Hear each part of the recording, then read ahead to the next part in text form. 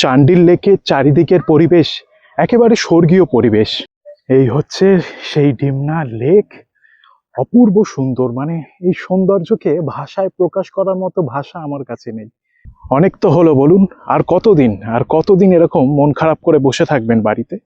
আসুন একটু প্রকৃতির সাথে সময় কাটান, প্রকৃতির মাঝে এসে উপভোগ করুন এই প্রাকৃতিক সৌন্দর্যকে।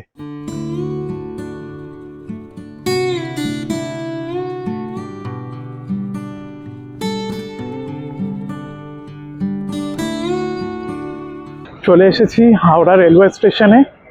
হাওড়া থেকে আজকে আমার ট্রেন রয়েছে টাটানগরগামী স্টিল এক্সপ্রেস, যেই ট্রেন ছাড়বে সন্ধ্যে 5টা বেজে 10 মিনিটে।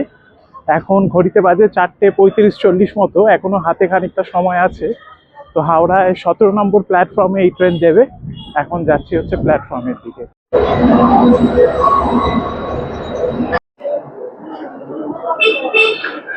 হাওড়া থেকে টাটানগরের টোটাল দূরত্ব হচ্ছে ওই 248 কিলোমিটার মতো। এই 248 কিলোমিটার যাত্রাপথ অতিক্রম করতে আমাদের এই স্টিল এক্সপ্রেস সময় নেবে 4.5 ঘন্টা। 5টা বেজে 10 মিনিটে হাওড়া থেকে ছাড়বে, আর ওই 9টা 25-এ টাইম রয়েছে টাটানগর পৌঁছানোর। তো আজ পর্যন্ত তো টাইমে এই ট্রেন টাটানগর পৌঁছয়নি, দেখা যাক আজকে কখন পৌঁছয়। এই হচ্ছে আমাদের ট্রেন, আর এই হচ্ছে ট্রেনের ভেতরের অবস্থা। 3x3 সিট রয়েছে, সবই চেয়ার কার। এই দেখুন, এই হচ্ছে সিট কম্পোজিশন। এসে বসে পড়েছি আমার সিটে। এখন ঘড়িতে সময় হচ্ছে 5টা বেজে 15 মিনিট। তো আমাদের ট্রেন তার নির্ধারিত সময় থেকে 5 মিনিট লেটে ছাড়লো। শুরুতেই লেট, এখন দেখা যাক।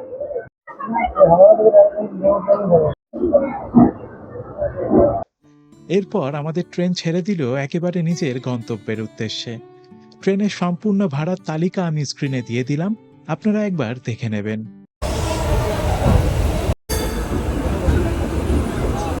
ট্রেন থেকে এক্ষুনি নামলাম। এখন ঘড়িতে সময় হচ্ছে ওই রাত 9টা বেজে 41 মিনিট। ট্রেন তার নির্ধারিত সময় থেকে ওই 10-11 মিনিট মতো লেট করেছে, খুব বেশি লেট করেনি। মোটামুটি ভালোই চালিয়েছে, অভিজ্ঞতা ভালো। এখন টাটানগরতে এসে পৌঁছালাম, এবার রাতে থাকার একটা ব্যবস্থা করতে হবে। তো আমি আগে থেকেই না এখানে রিটায়ারিং রুমে একটা এসি ডরমিটারির বেড বুক করে এসেছি। এখন সেখানেই যাচ্ছি, গিয়ে চেকিং করে আপনাদের সঙ্গে কথা হচ্ছে। টাটানগর যে রেলওয়ে স্টেশন রয়েছে তার এক্সিট গেট রয়েছে, এক্সিট গেটের এই পাশেই এই ফ্রুট ট্রাক আপনারা দেখতে পারবেন। এই ফ্রুট ট্রাক বা রেস্টুরেন্ট যেটা রয়েছে সেখান থেকে আপনাকে উঠে আসতে হবে এই যে এই সিঁড়িতে। এই সিঁড়ি থেকে ওপরে উঠে গেলেই পড়বে ডরমেটারি। এই সিঁড়ি থেকে উঠে এইদিকে আছে হচ্ছে রিসেপশন, আর রিসেপশনের এই পাশে দেখুন রুম রেন্ট দেওয়া আছে, আপনারা একবার দেখে নিন। আপনারা চাইলে কিন্তু এখানে থাকতে পারেন। এই যে এবার আপনাদের আমার ডরমিটারির বেডটা একটু দেখাই, চলুন। এই দরজা দিয়ে ঢুকে সবার প্রথমে ওয়াশরুম। ওয়াশরুম কিন্তু বেশ পরিষ্কার ভেতরে, এই যে আমি আর দেখাচ্ছি না, পরিষ্কার পরিচ্ছন্ন আছে। আর এইদিকে হচ্ছে ছোট ছোট কেবিন করা হয়েছে, এই দেখুন। এইদিকে একটা এসি রয়েছে, আর একেবারে ওই দিকে আরেকটা এসি রয়েছে। আর এখানে এই যে এরকম ছোট ছোট কেবিন করা হয়েছে, এই কেবিনেই থাকতে হবে। এইটা হচ্ছে আমার D2। এই দেখুন এরম কেবিন, আর এরম একটা বেড রয়েছে, সিঙ্গেল বেড। এদিকে পয়েন্ট করা রয়েছে কারেন্টের, ফোন টোন চার্জ দেওয়ার জন্য। আর এদিকে আবার কিন্তু ফ্যানও রয়েছে একটা। এই হচ্ছে এসি ডরমেটারি।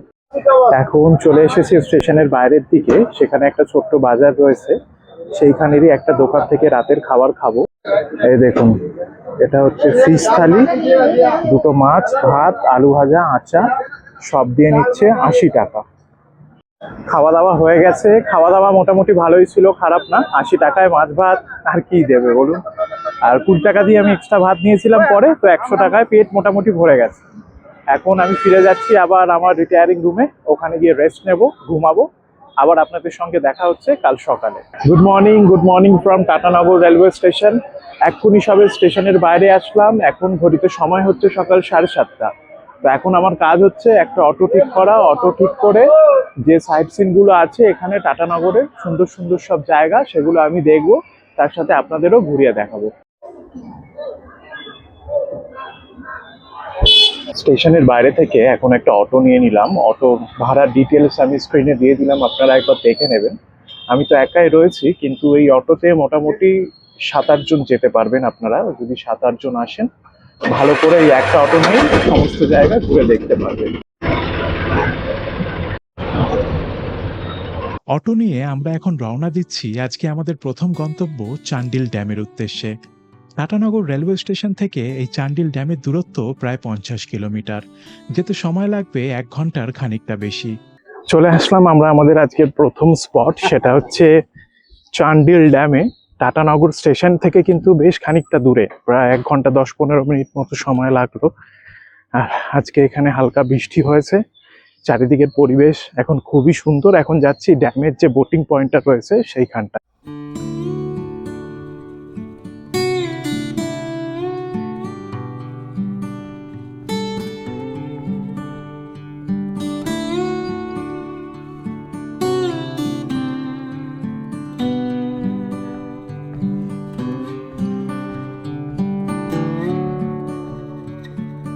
এই দেখুন ড্যাম, পাহাড়, বিস্তীর্ণ জলাশয়, তার সাথে এদিকে রয়েছে এরকম বড় বড় শালপিয়ালের বন। এই যে দেখুন, মানে একেবারে রোমহর্ষক একটা পরিবেশ। এই দেখুন, এটা হচ্ছে এই চান্ডিল লেকে বোটিং করার টিকিট কাউন্টার, আর এই হচ্ছে টিকিট প্রাইস। এখন রয়েছে হচ্ছে চান্ডিল বোটিং কমপ্লেক্সে। আপনাদের টিকিট কাউন্টার দেখালাম। এখন টিকিট কাউন্টারে আমাকে বললো খানিকক্ষণ অপেক্ষা করতে, কারণ লোক এখনো আসেনি বেশি। মিনিমাম 4 জন না হলে এখানে বোট ছাড়ে না, কিন্তু ওই আপনাকে পুরো বোটটা নিতে হবে 4 জনের, যেটা 600 টাকা। তো আমার পক্ষে সম্ভব না, তাই আমি বললাম ঠিক আছে, আমি অপেক্ষা করছি। এখন দেখি কিছুক্ষণ অপেক্ষা করে যদি কিছু সঙ্গী সাথী পাই তাহলে বোট রাইড করব। তাছাড়া আপনাদের এই চারিদিকের পরিবেশটা একবার দেখাই, দেখুন অসাধারণ পরিবেশ। ভেবেছিলাম যে হয়তো এবার আর বোটিং করা হবে না, কিন্তু কিছু লোক হঠাৎ করে চলে এসছে, ওরাও বোটিং করবে বললো। তো সবাই মিলে একটা বড় বোট বুক করে নিয়েছি।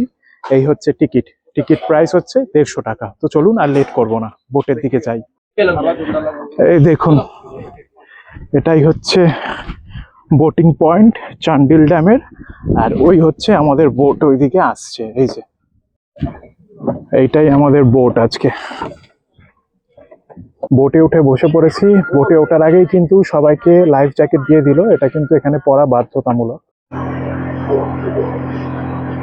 বোট আমাদের ছেড়ে দিয়েছে, স্পিড বোট প্রচন্ড স্পিডে ছুটে চলেছে এখন এই চান্ডিল ড্যামের ওপর থেকে। আর এত সুন্দর একটা ঠান্ডা হাওয়া দিচ্ছে, এতে আরো মজা লাগছে। দুর্দান্ত অভিজ্ঞতা।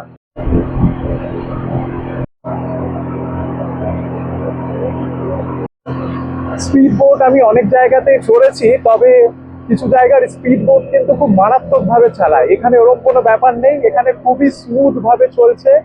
আর জলের ছিটা আসছে হালকা হালকা, তার সাথে হালকা ঠান্ডা হাওয়া, আবার ফোঁটা ফোঁটা বৃষ্টিও পড়ছে।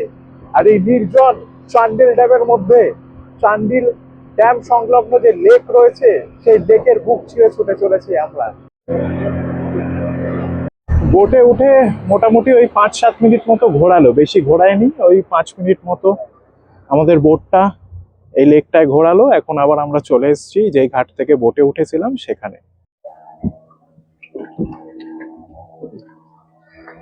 তো অটোর যে ড্রাইভার কাকা রয়েছেন, উনি আমাকে এই ব্রিজটাতে নিয়ে আসলেন। উনি বললেন এখান থেকে নাকি খুব ভালো দেখা যায় চান্ডিল যে ড্যাম রয়েছে। তো আমি তো দেখতে পেলাম, দুর্দান্ত লাগলো। এবার আপনাদের দেখায়, চলুন।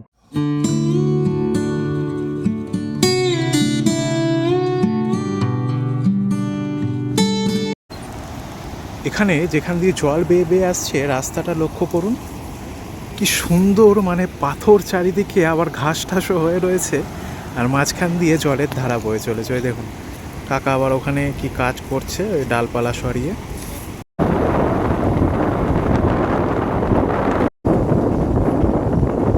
চলে এসেছি আমরা আমাদের পরবর্তী গন্তব্য ডিমনা লেকের দিকে।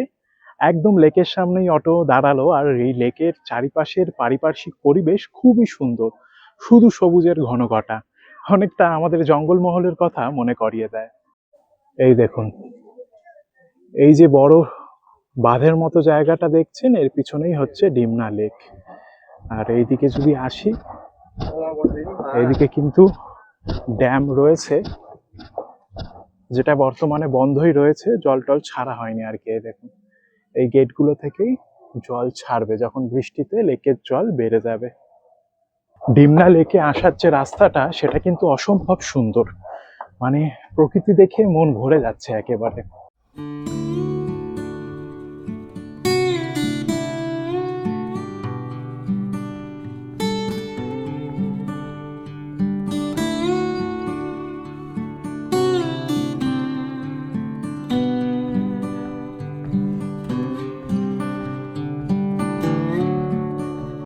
এই হচ্ছে সেই ডিমনা লেক, অপূর্ব সুন্দর, মানে এই সৌন্দর্যকে ভাষায় প্রকাশ করার মতো ভাষা আমার কাছে নেই।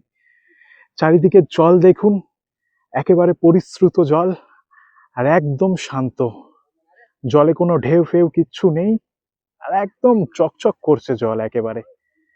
আর ওই দূরে পাহাড়গুলো দেখতে পাচ্ছেন আপনারা, এই দেখুন, একেবারে হালকা দেখা যাচ্ছে, কুয়াশাচ্ছন্ন হয়ে রয়েছে অধিকাংশ পাহাড়। হাই, মানে একদম স্বর্গীয় অনুভূতি, মনে হচ্ছে একেবারে স্বর্গে চলে এসেছি। এই ডিমনা লেক তৈরি করিয়েছিল টাটা গোষ্ঠী সেই 1944 সালে। কারণ এই জামশেদপুরে আপনারা জানেন টাটা গোষ্ঠীর বেশ কিছু কারখানা রয়েছে, সেখানে জল সাপ্লাই করার জন্য এই লেকটা তৈরি করা হয়েছিল, যাতে সমস্ত জায়গায় এই সাপ্লাই চেনটা খুব সুন্দরভাবে বজায় থাকে। কিন্তু কৃত্রিমভাবে তৈরি হলেও এই লেকের সৌন্দর্য মানে মায়াবী সৌন্দর্য। এই বেঞ্চে বসে সামনের এই নৈসর্গিক দৃশ্য দেখা, এই যে অনুভূতি, মানে অদ্ভুত, অসম্ভব সুন্দর। এই ডিমনা লেকেও কিন্তু বোটিং করানো হয়, বোটিং পয়েন্ট রয়েছে, বোট রয়েছে, কিন্তু ম্যানেজমেন্টের কোনো লোক নেই। তো জিজ্ঞেস করে জানতে পারলাম এখন বর্ষাকাল যেহেতু, তাই বোটিং বন্ধ রয়েছে, পরবর্তীকালে আবার শুরু হতে পারে, শুরু হলে ওনারা জানিয়ে দেবেন। এই দেখুন, এটাই হচ্ছে ডিমনা লেকের বোটিং পয়েন্ট।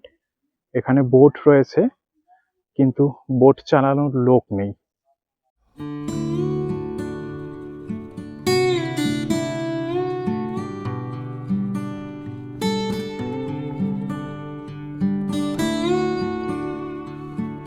লেকের একদম শেষের দিকে একটা ছোট্ট জঙ্গলে ঘেরা রাস্তা রয়েছে।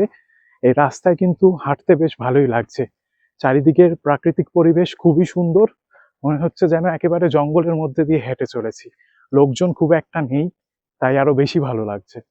এই দেখুন, এই রাস্তার কথাই বলছিলাম, দুর্দান্ত রাস্তা। আর রাস্তার এই সাইডে দেখুন, একেবারে ঘন জঙ্গল, আর দু প্রান্তেই কোনো লোক নেই, ওই প্রান্ত ফাঁকা, ওই প্রান্ত একেবারে ফাঁকা। ডিমনা লেক মোটামুটি ঘুরে দেখলাম, আমার খুবই ভালো লেগেছে। এই লেকের পরিবেশ আর চারিদিকের প্রাকৃতিক সৌন্দর্য, মানে এক অদ্ভুত মায়ায় জড়ানো, মায়াবী পরিবেশ বললেও এটাকে ভুল বলা হবে না। তো এখন যাচ্ছি আমাদের পরবর্তী গন্তব্যের দিকে, তবে এই জায়গা আমার মনে থেকে যাবে আর কি, এতটাই সুন্দর। এখন আমরা চলেছি আমাদের আজকের পরবর্তী গন্তব্য জুবিলি পার্কের উদ্দেশ্যে। এই শহরের রাস্তার মধ্যে দিয়ে কিছু অলিগলিকে সাক্ষী রেখে আমরা এখন এগিয়ে চলেছি আমাদের গন্তব্যে। এই অচেনা পরিবেশ অটোয় বসে দেখতে কিন্তু বেশ ভালোই লাগছিল। এখন চলে এসেছি আমরা আমাদের পরবর্তী আর আজকের শেষ গন্তব্য, সেটা হচ্ছে জুবিলি পার্কে। এই জুবিলি পার্ক বিশাল বড় একটা এরিয়া জুড়ে অবস্থিত, মানে সুবিশাল এরিয়া জুড়ে অবস্থিত। এখানে ছোট ছোট নানান পার্ক রয়েছে, তার সাথে একটা ছোট্ট জুও রয়েছে। তো এখন মেন জুবিলি পার্কটা আপনাদের ঘুরিয়ে দেখাবো, তারপর যদি সময় হয়, সম্ভব হয়, তাহলে জুটাও একবার ঘুরে আসবো।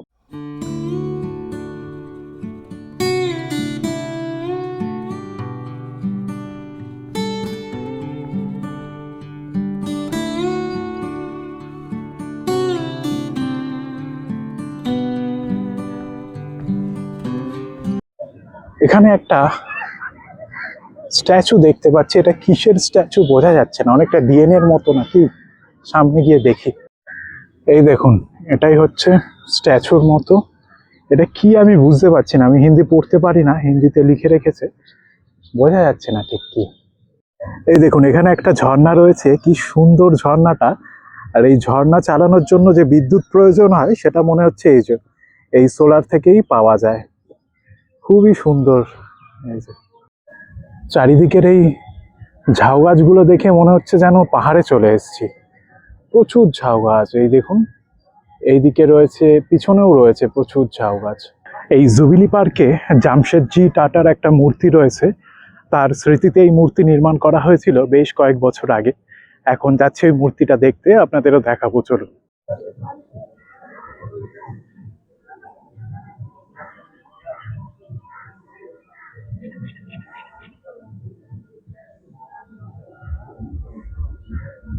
জুবিলি পার্ক থেকে এখন যাচ্ছি এই এখানকার জু দেখতে। জুটা জুবিলি পার্কের ঠিক অপোজিটেই অবস্থিত। এখন পায়ে হেঁটে গেলে মোটামুটি 15 মিনিট মতো সময় লাগবে ইনারা বলছেন। তাছাড়া এখানে নাকি ছোট গাড়ি আছে, সেই গাড়ি করে গেলে কম সময় লাগবে। এখন দেখি গাড়ি পেলে গাড়িতে যাব, নাহলে পায়ে হেঁটেই যাব। এই জুতে যাবার মেন রাস্তা যেখান থেকে প্রবেশ করলাম, ওখান থেকে একটু এগিয়ে এসেই টোটোর মতো গাড়ি পেয়ে গেলাম। ওনারা জু পর্যন্ত নিয়ে যাবে, ভাড়া নেবে 15 টাকা। চলে আসলাম জুয়ের সামনে। ওই টোটোয় করে মোটামুটি 5 মিনিট মতো সময় লাগলো। এখন যাই, ভেতরে গিয়ে টিকিট কাটবো। টিকিট কেটে ভেতরে গিয়ে দেখি কি জন্তু জানোয়ার রয়েছে। প্রবেশ করলাম টাটা স্টিল জুলজিক্যাল পার্কে, ভাড়া নিল 50 টাকা। এখন ভেতরটা গিয়ে দেখি কেরম কি অবস্থা। এখানে দেখি কি রয়েছে। কুমির রয়েছে, দেখুন কুমির গরমে জলে নেমে গেছে। এই যে এখানে খাঁচার মধ্যে একটা ভাল্লুক রয়েছে। খাঁচাটা মানে এমন ভাবে তৈরি করেছে ভেতরে কিছু দেখা যাচ্ছে না। এই দেখুন, এটা হচ্ছে ভাল্লুকটা। এই যে এখন খুব সামনে থেকে একটা ভাল্লুক দেখতে পেয়েছি, আপনাদের দেখাচ্ছি ওটা। এত সামনে থেকে এর আগে ভাল্লুক দেখিনি আমি। এই দেখুন কত বড় একটা ভাল্লুক। এই যে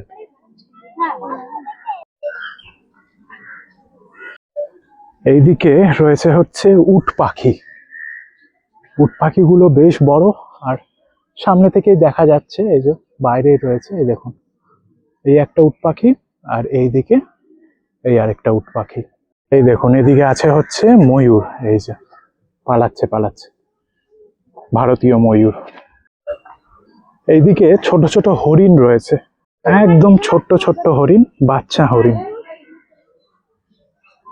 এই দেখুন এখানে রয়েছে হচ্ছে হিপোপটেমাস। এই যে বিশাল বড়, জলের তলায় ঢুকে রয়েছে গরমে।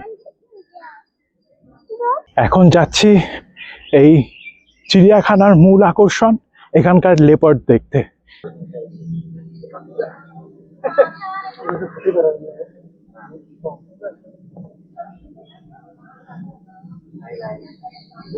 এইদিকে রয়েছে হচ্ছে ভারতীয় বাঘ, জঙ্গলের রাজা। দেখুন একদম রাজার মতো বসে রয়েছে। এই যে এইদিকে আরেকটা বাঘ রয়েছে, ও ঘাস খাচ্ছে না কিছু খাচ্ছে একটা, বোঝা যাচ্ছে না।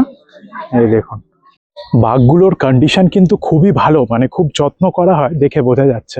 টাটা স্টিল জু ঘুরে দেখলাম, আমার খুবই ভালো লেগেছে। এই জু এর পরিষ্কার পরিচ্ছন্নতা, চারিদিকের পরিবেশ, জীবজন্তুদের মেনটেনেন্স, সবকিছু এক কথায় টপ নচ। আর এই জুতে এত জীবজন্তু রয়েছে, সবকিছু খুব ভালো করে ঘুরে দেখতে মোটামুটি 3 থেকে 4 ঘন্টা সময় লেগে যাবে। আমার হাতে তো অত সময় নেই, তাই মেন মেন যে কটা পারলাম আপনাদের দেখালাম। আপনারা যদি চান হাতে সময় নিয়ে আস্তে আস্তে ঘুরে ঘুরে দেখতে পারেন। এখন আমি যে গেট দিয়ে এন্ট্রি করেছিলাম ওই গেট দিয়ে বাইরে চলে যাব। আমার অটো ওয়েট করছে, অটো ধরে সোজা চলে যাব টাটানগর স্টেশন।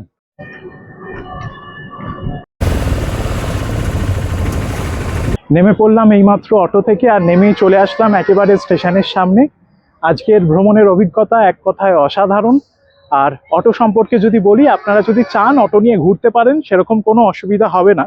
আর এখানে পেট্রোলের অটোই বেশি চলে। পেট্রোলের অটো থেকে একটা বিকট শব্দ হতে থাকে সব সময়। সেটা যদি অ্যাভয়েড করতে চান, আমি বলবো ইলেকট্রিক বা যে সিএনজি চালিত অটো রয়েছে সেগুলো দেখতে। ওইদিকে একটু ভাড়াটাও বেশি পড়বে, কিন্তু জার্নিটা আরামদায়ক হবে। তাছাড়া যেই রাস্তাগুলো একটু খারাপ বা পাথুরে রাস্তা, সেখানে কিন্তু অটোতে বেশ ঝাঁকুনি হচ্ছে, ওটা খানিকটা একটু কষ্টদায়ক। তাছাড়া আপনারা যদি পারেন তো গাড়ি ভাড়া করেও ঘুরতে পারেন, 4 হুইলার একেবারে স্টেশনের সামনে থেকেই পেয়ে যাবেন। ভাড়া ওই 2800 থেকে 3100-200 টাকা, ওর বেশি দেবেন না, বার্গেনিং করে নেবেন একটু। ঠিক আছে, তো আমি আজকের পর্বটা এখানেই শেষ করলাম। এখন আমার ট্রেন রয়েছে টাটানগর থেকে হাওড়াগামী বন্দে ভারত এক্সপ্রেস। ওই ট্রেন ধরেই এখন আমি ফিরে যাব হাওড়ায়, হাওড়া থেকে বাড়ি। তো আজকের ভিডিওটা আমি এখানেই শেষ করলাম। দেখা হচ্ছে আমাদের পরবর্তী পর্বে।